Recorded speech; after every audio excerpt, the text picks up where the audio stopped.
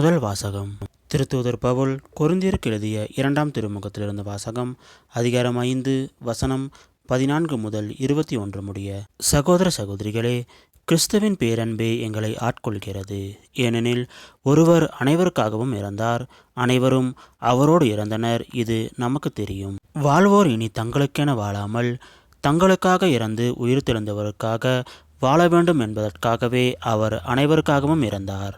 ஆகவே இனிமேல் நாங்கள் எவரையும் மனித முறைப்படி மதிப்பிடுவதில்லை. முன்பு நாங்கள் கிறிஸ்துவையும் மனித முறைப்படித்தான் மதிப்பிட்டோம். ஆனால் இப்போது அவ்வாறு செய்வதில்லை. எனவே ஒருவர் கிறிஸ்துவோடு இணைந்திருக்கும் போது அவர் புதிதாக படைக்கப்பட்டவராய் இருக்கிறார். பழையன கழிந்து புதியன புகுந்தன அன்றோ? இவை யாவும் கடவுளின் செயலே. அவரே கிறிஸ்துவின் வாயிலாக நம்மை தம்மோடு ஒப்புரவாக்கினார்.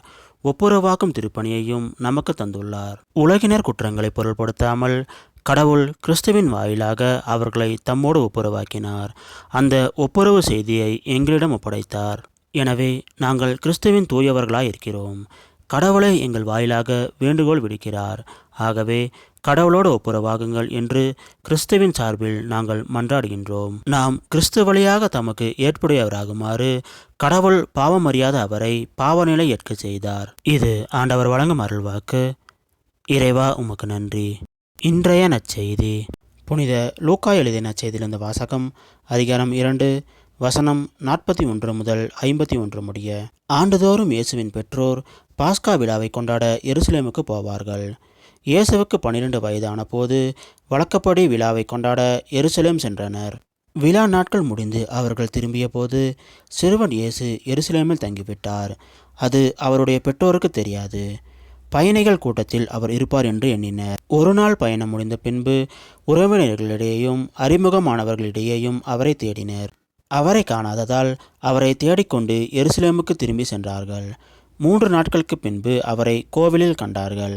அங்கே அவர் போதகர்கள் நடுவில் அமர்ந்து அவர்கள் சொல்வதை கேட்டுக்கொண்டும் அவர்களிடம் கேள்விகளை எழுப்பிக் கொண்டும் இருந்தார். அவற்றை கேட்ட அனைவரும் அவருடைய புரிந்து கொள்ளும் திறனையும் அவர் அளித்த பதில்களையும் கண்டு மலைத்து போயினர். அவருடைய பெற்றோரும் அவரை கண்டு வியப்பில் ஆழ்ந்தனர். அப்பொழுது அவருடைய தாய் அவரை நோக்கி, மகனே, ஏன் இப்படி செய்தாய்? இதோ பார், உன் தந்தையும் நானும் உன்னை மிகுந்த கவலையோடு தேடிக்கொண்டிருந்தோமே என்றார். அவர் அவர்களிடம், நீங்கள் ஏன் என்னை தேடினீர்கள்? நான் என் தந்தையின் அலுவல்களில் ஈடுபட்டிருக்க வேண்டும் என்பது உங்களுக்கு தெரியாதா என்றார். அவர் சொன்னதை அவர்கள் புரிந்து கொள்ளவில்லை. பின்பு அவர் அவர்களுடன் சென்று நாசரேத்தை அடைந்து அவர்களுக்கு பணிந்து நடந்தார். அவருடைய தாய் இந்நிகழ்ச்சிகளை எல்லாம் தமது உள்ளத்தில் பதித்து வைத்தார். இது கிறிஸ்து வழங்கும் நற்செய்தி. கிறிஸ்துவே, உமக்கு புகழ்.